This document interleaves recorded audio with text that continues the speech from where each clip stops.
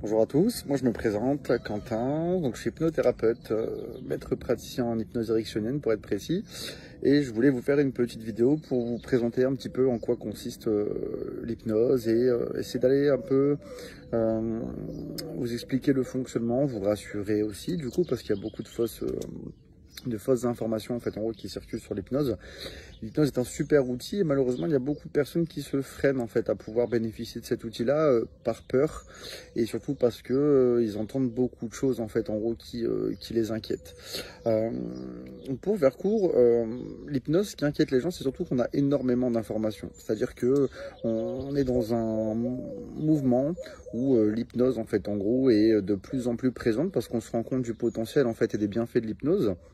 Et pour autant, les meilleures personnes qui en parlent, c'est soit des praticiens, soit des patients, des clients, et pas en fait en gros des personnes qui ont été chercher 3-4 articles en fait en réalité sur internet et qui ne sont pas formés ou qui eux-mêmes d'ailleurs n'ont jamais été en fait en gros sous hypnose. L'idée de cette vidéo, voilà, c'est de vous rassurer un petit peu et de vous expliquer un peu comment ça fonctionne. Alors l'hypnose, les fausses idées qu'on a autour de l'hypnose, c'est souvent moi quand je discute avec des gens ou même quand je vais à la rencontre des personnes dans la rue pour leur faire découvrir un peu l'hypnose, c'est voilà, j'ai peur de pas avoir le contrôle, j'ai peur de qu'on me fasse faire n'importe quoi. Alors déjà on va stopper tout ça. L'hypnose n'est absolument pas dangereux.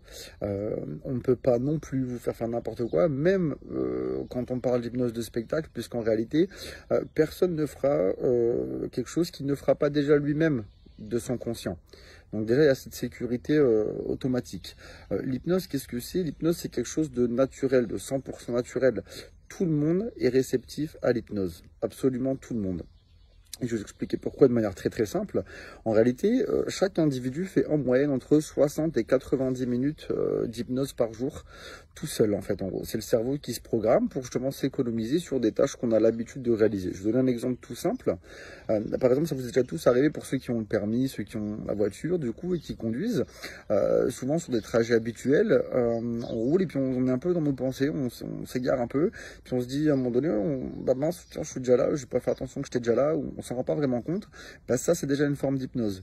Je vais aussi donner d'autres exemples. Du coup, par exemple pour ceux qui aiment la lecture, parfois on lit un livre, on lit des pages et puis on se rend compte, en fait, on se dit, bah mince, je suis arrivé en bas de page et puis j'ai pas totalement en fait en gros suivi, puis on remonte de quelques lignes du coup, parce qu'on est parti dans nos pensées, ça aussi, c'est un état d'hypnose. Idem, peut-être pour les plus jeunes du coup cette fois-ci, mais quand on est là et on se pose en fait en haut dans le canapé, on se dit voilà, je vais regarder quelques petites vidéos, bon 5 minutes, et on se rend compte qu'en fait en gros ça fait 45 minutes qu'on regarde les vidéos, on n'a pas vu le temps passer, et ben c'est pareil. Ça aussi du coup c'est déjà en fait être en état d'hypnose en fait. Et tout ça, pourtant vous vous rendez bien compte qu'en fait personne n'a pris le contrôle de votre cerveau. Quand on prend l'exemple de la voiture, par exemple, où on s'égare un peu dans les pensées, ce qui se passe, c'est que on est tous d'accord là-dessus, c'est que si à ce moment-là, il y a une voiture qui freine ou quelqu'un qui passe, en fait, on va pas l'écraser. Il y a une reprise, en fait, en gros, automatique de la pleine conscience, qui fait qu'en fait, il peut absolument rien arriver. Et ben en hypnose, c'est pareil. C'est exactement pareil. Donc, il n'y a vraiment pas d'inquiétude à avoir. Comment on décrit le sentiment d'hypnose? En fait, l'hypnose, c'est ce qu'on appelle en fait un état de conscience modifié, où on va aller s'adresser, où le subconscient va être beaucoup plus réactif aux suggestions qu'on va lui donner. Que ressent le client, lui, en phase d'hypnose? En réalité, c'est tout simple, c'est pas une transe, il n'est pas dans un état second, ni quoi que ce soit, c'est-à-dire qu'il est simplement détendu. C'est un état de relaxation naturelle, où on est complètement détendu et complètement relâché, et on se sent bien, parfaitement bien, et c'est comme si on avait tout simplement les yeux fermés, et que quelqu'un était en train de vous parler comme je le fais là maintenant, ni plus ni moins. Il n'y a pas d'autre en fait état. Donc il n'y a vraiment pas en fait en gros d'inquiétude à avoir sur ce niveau-là.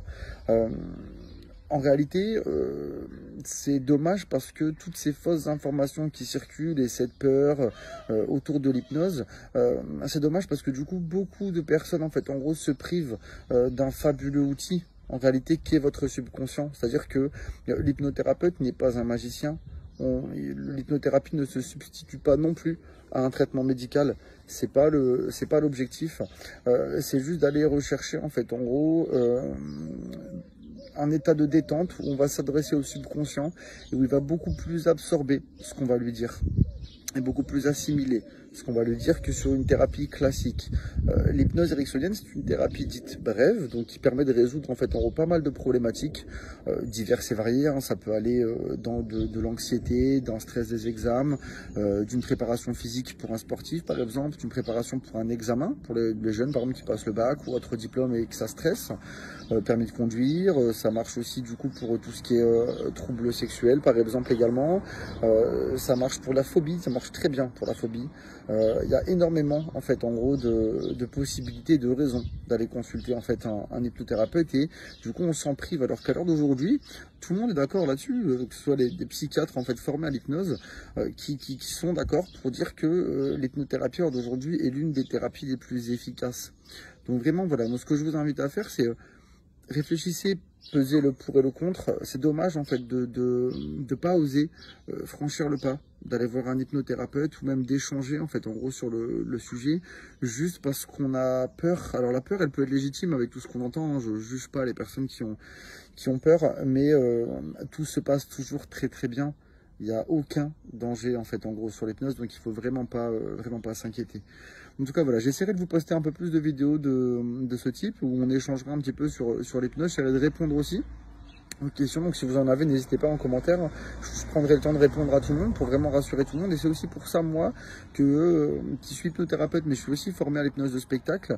J'aime aller en fait à la rencontre des gens pour leur faire découvrir un peu l'hypnose et la sensation que ça fait. Et c'est vrai que souvent les gens me disent, non, moi je suis pas réceptif, ça va pas fonctionner. Alors qu'en fait, il faut juste être concentré, avoir un lâcher prise. Et tout se passe bien, et les gens en redemandent parce que l'état de détente est tellement apaisante et tellement bienveillante que en fait ça leur ouvre des portes. Et souvent après on me dit et est-ce que vous recevez pour l'arrêt du tabac, est-ce que du coup vous faites ci ou est-ce que vous faites ça? Et oui, et ça permet du coup en fait en gros aux gens de pouvoir en fait se prendre en charge et de pas attendre en fait en gros qu'un problème s'aggrave en réalité. Donc voilà, c'était une petite vidéo, je vous disais, j'essaierai de vous en poster d'autres de ce type pour essayer de répondre vraiment à toutes les questions. Je vous souhaite à tous une excellente journée.